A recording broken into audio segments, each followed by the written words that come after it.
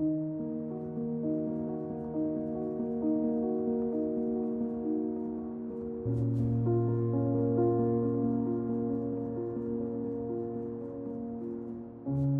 everybody, to this episode of Trauma Blondes. I am one of your hosts, Kristen Farrelly, And I am your other host, Megan Farrell. and we are bringing you a fun new episode today. We're going to talk first, though, of 20 Seconds of Tinder, which is our ridiculous dating lives. Yep.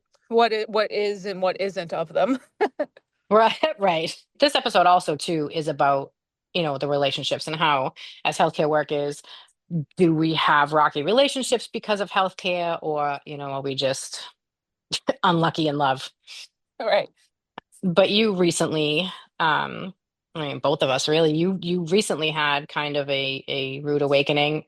That was detrimental to how you work when you have to go to work the next day, picking yourself up after something that was awful. So, Yeah, absolutely. So we talked about how, relationships and dating are crazy and how we always like to touch on is our relationship making or breaking us? Is it better for us to date people in the healthcare field, or is it better for us to stay away from people that are out of the healthcare field?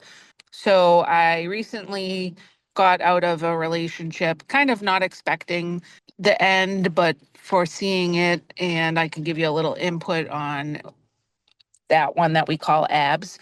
So Abs, Abs was a boyfriend of mine that I have, gone back and tried things with several times. And it's one of those things you go through that you tend to go back to something that's familiar, that you don't have to put the extra effort in. And, going through the whole what you do on Tinder, like what's your favorite color? What do you like to do afterward? Him and I had a very similar background, both single parents with multiple kids. I thought what would have been third time's a charm, and that we both kind of matured in our dating experiences and life experiences. But come to find out, almost a year after dating, the red flags that I thought were maybe pink, or maybe I was getting to be colorblind at my old age, were in were in fact red. And you get to the point where you try to say to yourself, like, is some attention good or bad, better than no attention at all? And you force yourself past them. So, long story short, I don't want to bore everyone with the gory details, but I had to bring myself to a point where I started noticing things slipping with Abs, I would say around November. And signs were there that, he was pulling away, maybe interested in other people, and just kind of going through the motions with me, almost making me like that backup plan. I will leave my failed marriage story for another episode so I don't bore everybody with my tragic history. But turns out after, months of kicking myself, and, when I would kind of slightly call Abs out on things, it would be, you're paranoid, or you're worried about like what happened in our past and this is behind us. And we went away for New Year's, and what I thought was going to be a conversation about where our life was going in the future and the next steps we would take turns out to me finding out that he was entertaining somebody else. And it wasn't something physical that I understand that I learned about, but it was more hurtful for me to learn that it was an emotional connection. Like, he was talking to her just the same way he would talk to me on text messages throughout the day, all day, every day, almost sending similar messages. And it's like that emotional bond that he was creating. And when I called him out on it, it was a lot. Well,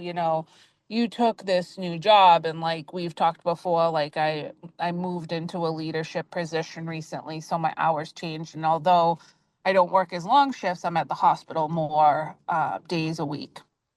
Yep. And, he was trying to validate what he was doing because I wasn't as available.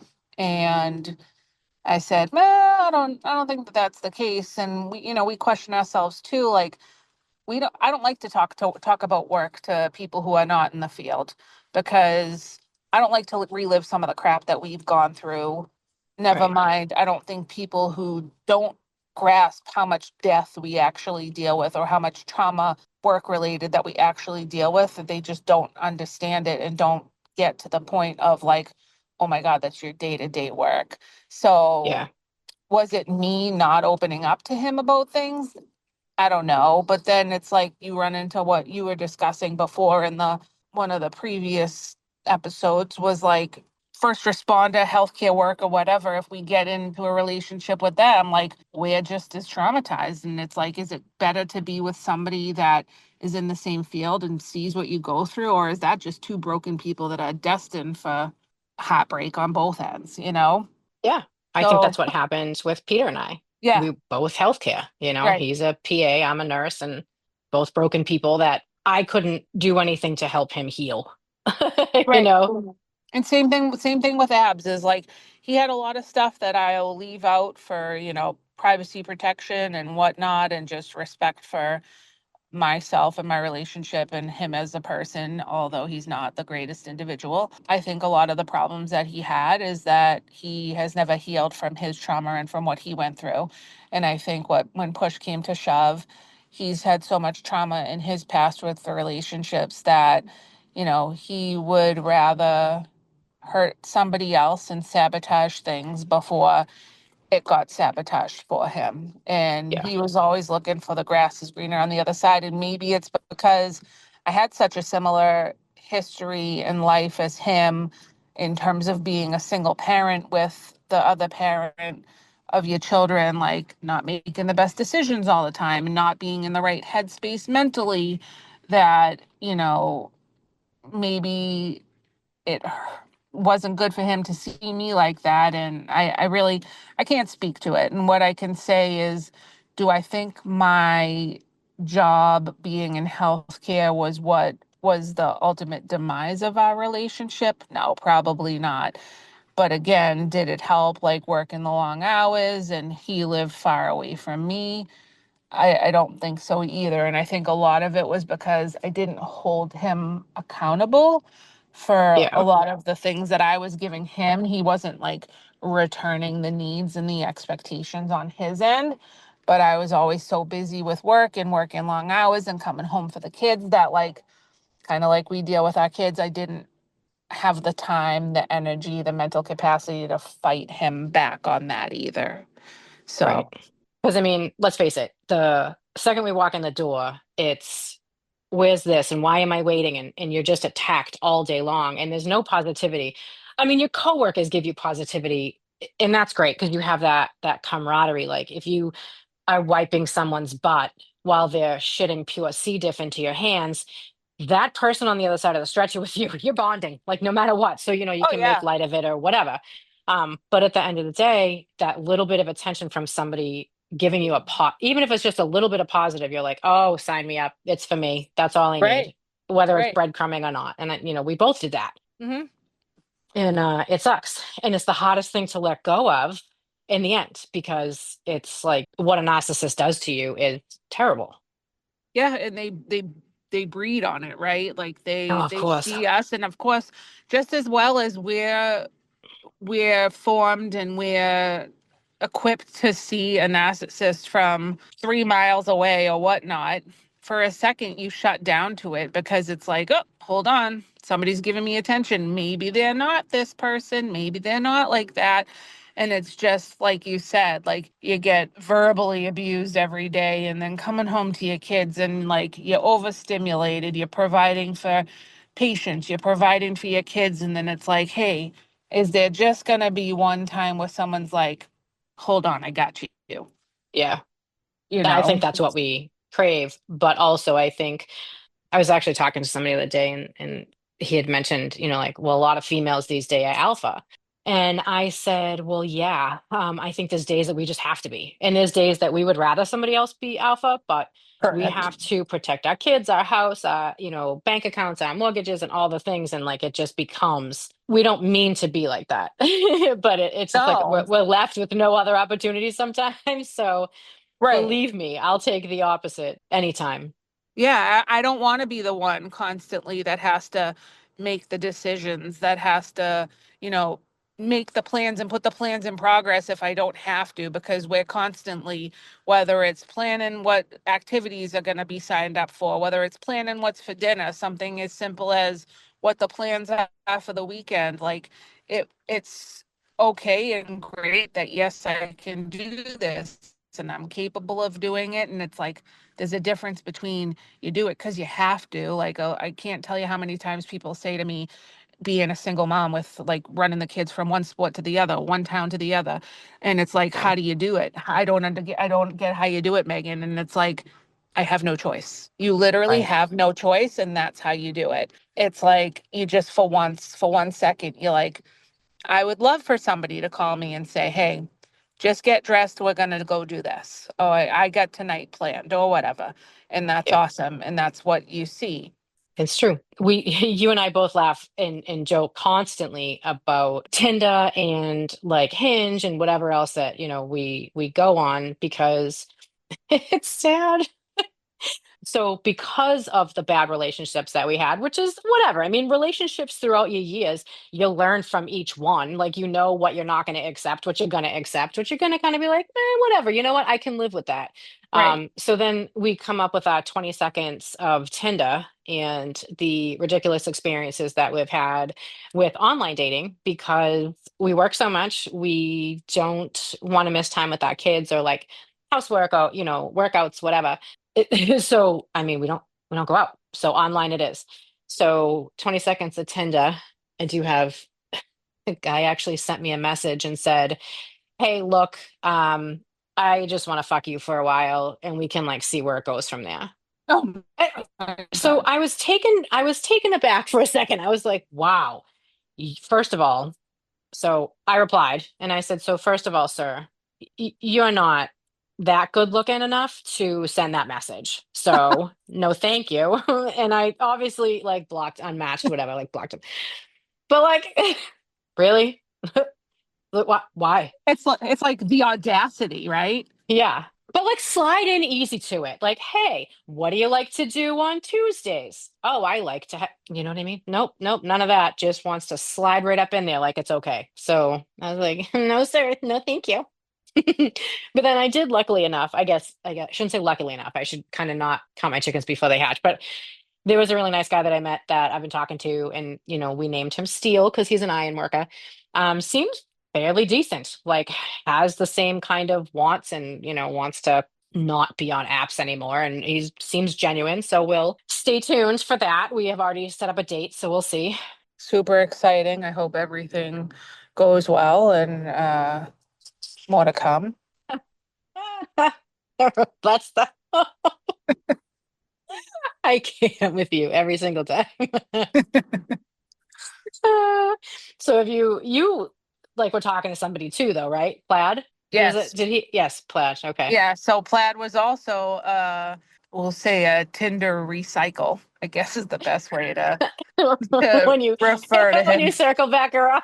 It's not even when you circle back around. It's like, you go on these apps and it's like, I think I mentioned before, whether we were recording or not, it's like you go back on these apps after whatever, like failed dating, failed relationship you had. And it's like, oh, you again.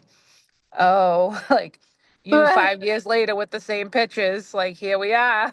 Yeah. So yeah, so here I was swiping the other day, and sure enough, Plaid, who, seemed to be a great guy. We had a couple great dates, like early on last year sometime. It was a very much, a couple different things, but one of them was like he just couldn't pull the trigger to commit, and and then some, we'll say, and it was like, I'm good. I'm good. Yeah. So we went our separate ways, and sure enough, swiping the other day, and it's like, how you doing? And I'm like, you gotta be fucking kidding me. Guess what? Still the same person that you didn't want to like settle down and like continue dating. So that's me. Hope all is Yeah. well with you, but I'm good this time. Right. Uh, so we'll continue our escapades on Tinder and see how it goes. But here we are. Here we But yeah, are. I It's think right. a lot of our relationships can, are they attributed to healthcare? I don't know. Maybe.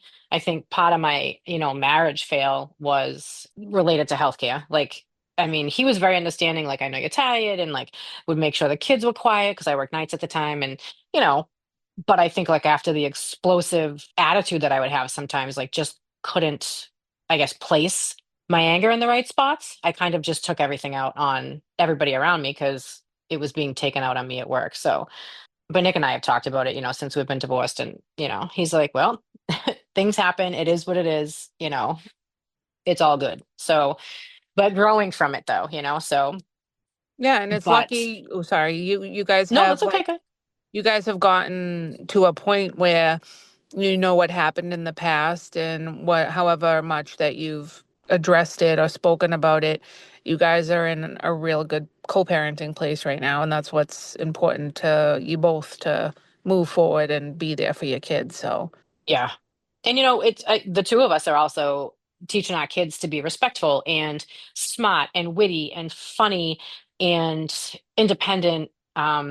And also teaching them not to depend on a guy and not have to have a relationship to be happy, be okay alone.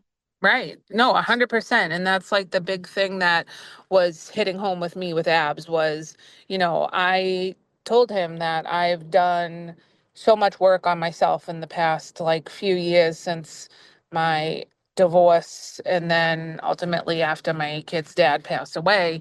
And it's like there was a point after my divorce that I was not okay with being alone. I didn't want to be alone. I didn't want, I wanted that extra assurance, that extra hand with everything. But it's like I've come to raise my bar that I would rather be alone and happy than with somebody and miserable with somebody that's not giving me what I need to like fill my cup. And Yeah. I said to Abs, like, hey, here's the thing. I I've taught my daughters this and I'm trying to, manifest or, preach this to them so they don't make a lot of the same mistakes that I did. And if I allow you to treat me and move on with the way things are moving, I'm just going to be a walking hypocrite. Yeah. Yep. I did the same thing with, the girls.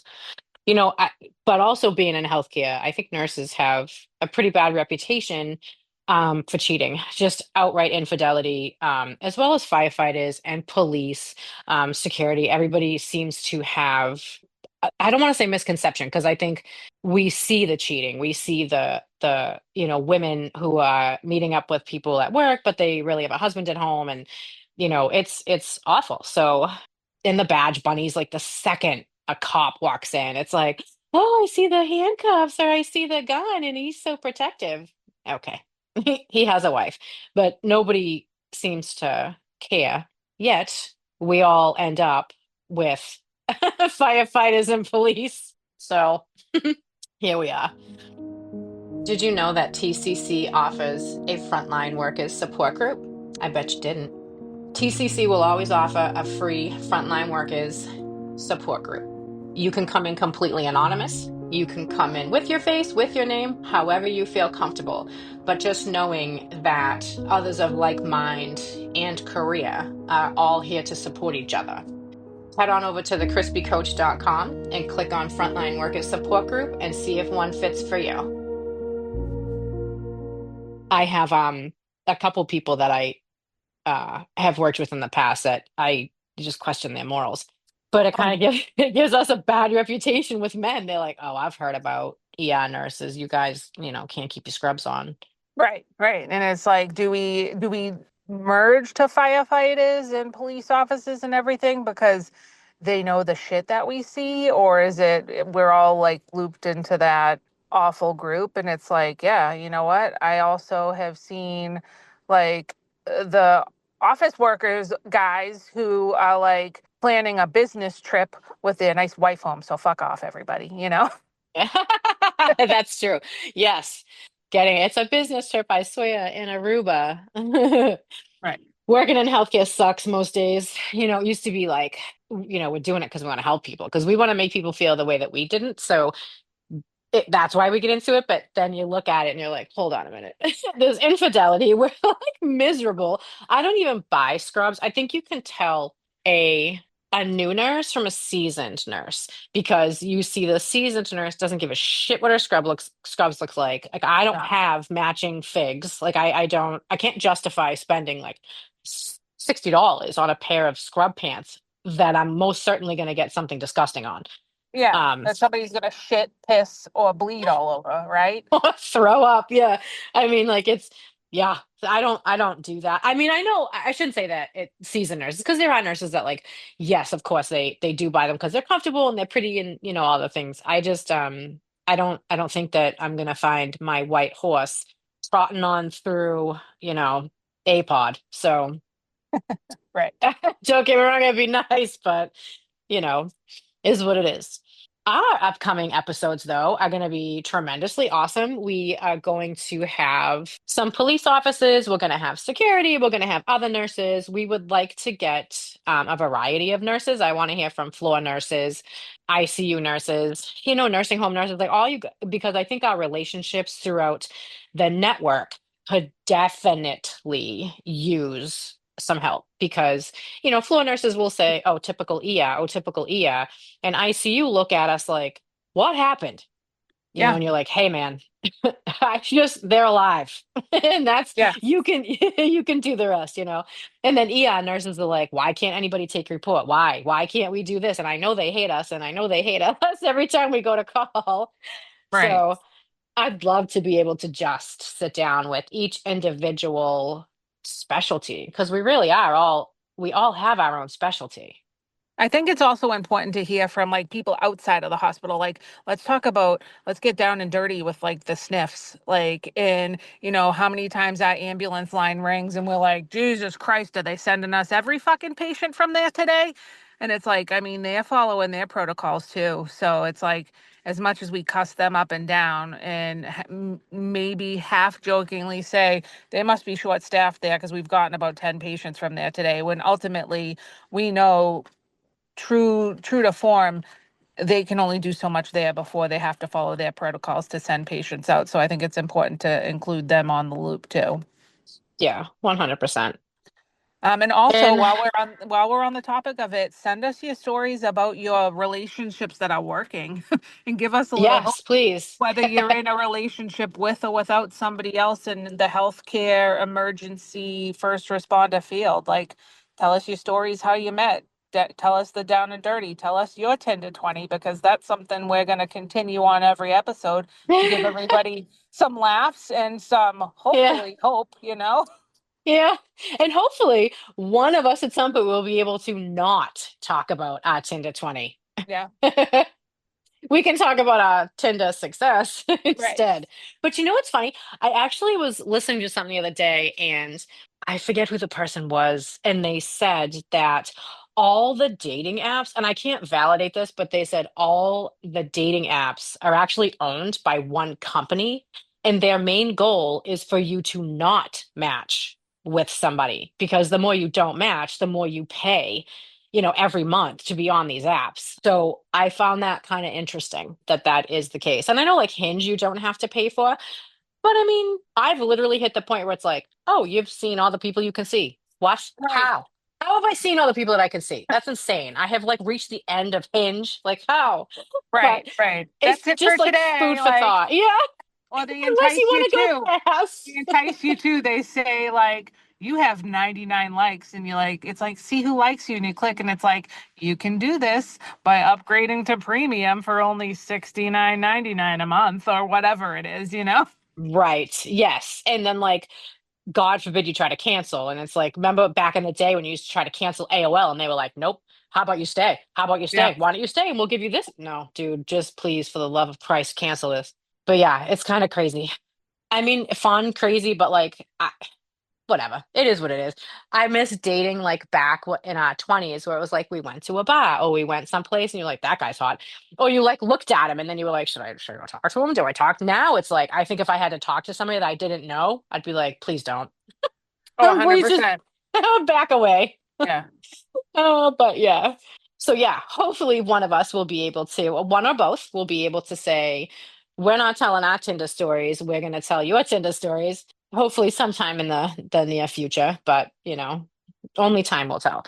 But I definitely will say I am grateful for your friendship, because at the end of every day, calling you crying, you calling me crying, working through some of our issues together as, and not only friends, but as nurses who understand each other has been a godsend for me. Mhm. So for the people who have that, other nurse in their life, that cherish those people because no one's going to understand you more than them.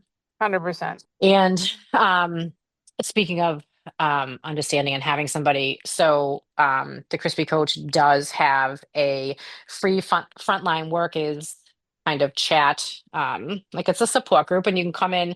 I schedule them kind of on an as needed basis. Sometimes I have nursing schools reach out to me and say, "Hey, can you, host a meeting for them so they can kind of talk to a nurse and see what it's like, and then, get some support." So yeah, we do that all the time. And also we schedule them for we just open them up. We'll let everybody on TikTok know, like, hey, it's open. Just all you have to do is join, the meeting. And you can stay anonymous. You don't have to say who you are or where you're from.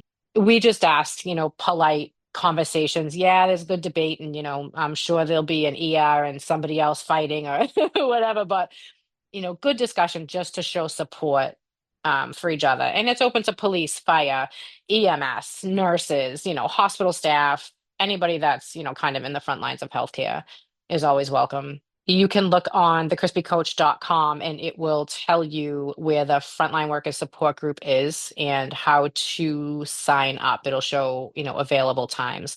And it's not limited to any amount of people. It's not limited to a location. It is all over the US. So I hope to see some people there helping each other out.